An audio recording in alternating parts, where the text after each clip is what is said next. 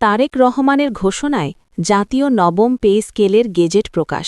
সরকারি কর্মচারীদের জন্য বেতন ভাতা পেনশনে এক নতুন যুগের সূচনা।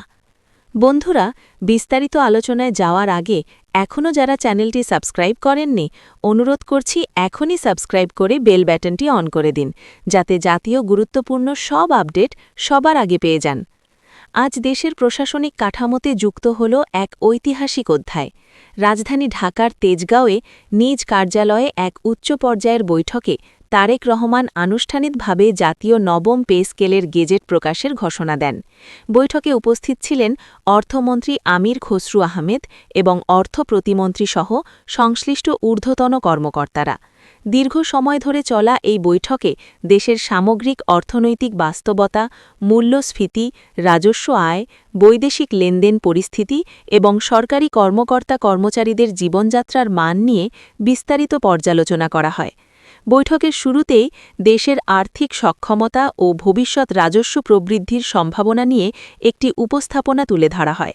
সেখানে দেখানো হয় গত কয়েক বছরে ব্যয় ও আয়ের ভারসাম্য, উন্নয়ন ব্যয়ের চাপ এবং সামাজিক নিরাপত্তা খাতে সরকারের প্রতিশ্রুতির বিষয়গুলো। এই সামগ্রিক প্রেক্ষাপটে একটি টেকসই ও বাস্তবভিত্তিক বেতন কাঠামো প্রণয়নের প্রয়োজনীয়তা তুলে ধরা হয়।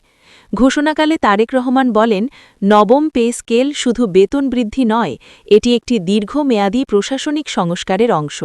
তিনি জোর দিয়ে বলেন, রাষ্ট্র পরিচালনার মূল ভিত্তি হচ্ছে দক্ষ, সৎ ও দায়িত্বশীল প্রশাসন, আর সেই প্রশাসনের কর্মীদের আর্থিক নিরাপত্তা ও সম্মান নিশ্চিত না হলে উন্নয়নের ধারাবাহিকতা টেকসই হয় না। তিনি আরও উল্লেখ করেন, সরকারি কর্মচারীদের জীবনমান উন্নয়ন মানেই সেবার মান উন্নয়ন, যা সরাসরি জনগণের উপকারে আসে। তিনি বলেন, একটি শক্তিশালী রাষ্ট্র ব্যবস্থা গড়তে হলে কর্মীদের প্রণোদনা, ন্যায্য পারিশ্রমিক এবং অবসরকালীন নিরাপত্তা নিশ্চিত করা অপরিহার্য। নতুন পে স্কেলের মাধ্যমে সেই দায়িত্ব পালনে সরকার অঙ্গীকারবদ্ধ। প্রশাসনের প্রতিটি স্তরে যাতে উদ্দীপনা সৃষ্টি হয় এবং কর্মক্ষেত্রে স্বচ্ছতা ও জবাবদিহিতা বাড়ে, সেই লক্ষ্যেই এই কাঠামো প্রণয়ন করা হয়েছে।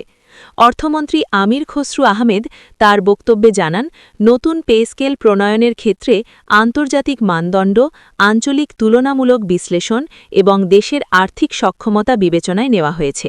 বিভিন্ন গ্রেডের মধ্যে বেতনের ব্যবধান যৌক্তিক পর্যায়ে রাখা হয়েছে, যাতে নিম্ন স্তরের কর্মচারীরাও প্রকৃত অর্থে উপকৃত হন।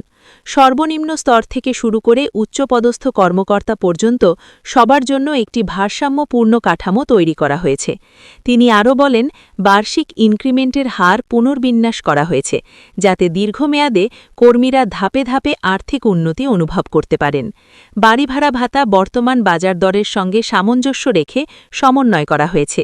চিকিৎসা ভাতা ও অন্যান্য সহায়ক ভাতাও সময়োপযোগীভাবে বৃদ্ধি করা হয়েছে, যাতে স্বাস্থ্যসেবা ব্যয়ের চাপ কিছুটা হলেও লাঘব হয়।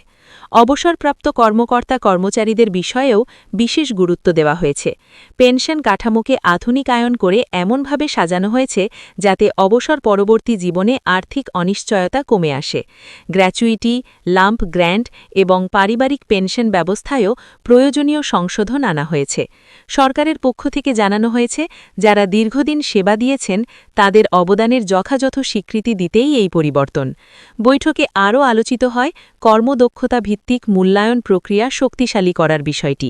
ভবিষ্যতে প্রশাসনে দক্ষতা ও কর্ম সম্পাদনের ওপর অধিক গুরুত্ব দেওয়ার পরিকল্পনার কথাও তুলে ধরা হয়।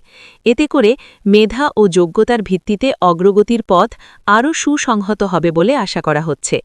গেজেট প্রকাশের মাধ্যমে নবম পে স্কেল কার্যকর করার আনুষ্ঠানিক প্রক্রিয়া শুরু হয়েছে বলে জানানো হয়। সংশ্লিষ্ট মন্ত্রণালয়, অধিদপ্তর ও দপ্তরে দ্রুত নির্দেশনা পাঠানো হবে। বাজেট সমন্বয়, আর্থিক বরাদ্দ এবং হিসাবরক্ষণ পদ্ধতিতে প্রয়োজনীয় সমন্বয়ের কাজও ধাপে ধাপে সম্পন্ন করা হবে। সরকারের পক্ষ থেকে আশাবাদ ব্যক্ত করা হয়েছে, এই নতুন বেতন কাঠামো প্রশাসনে নতুন প্রাণ সঞ্চার করবে, কর্মক্ষেত্রে মনোবল বৃদ্ধি পাবে, দুর্নীতির প্রবণতার হ্রাসে সহায়ক হবে এবং জনগণকে আরও দ্রুত ও কার্যকর সেবা প্রদান সম্ভব হবে। সরকারি কর্মচারীদের মধ্যে যে দীর্ঘদিনের প্রত্যাশা ছিল, তা আজ বাস্তব রূপ পেল। বিশ্লেষকদের মতে একটি দেশের প্রশাসনিক দক্ষতা অনেকাংশেই নির্ভর করে তার কর্মীদের প্রণোদনা এবং আর্থিক নিরাপত্তার উপর। সেই দৃষ্টিকোণ থেকে জাতীয় নবম পে স্কেল কেবল একটি অর্থনৈতিক সিদ্ধান্ত নয়, এটি একটি কৌশলগত নৈতিক পদক্ষেপ যা দীর্ঘমেয়াদে রাষ্ট্র পরিচালনায় ইতিবাচক প্রভাব ফেলতে পারে।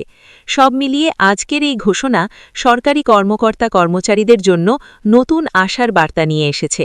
জাতীয় নবম পে স্কেল এখন আর কেবল আলোচনার বিষয় নয়, এটি কার্যকর বাস্তবতা।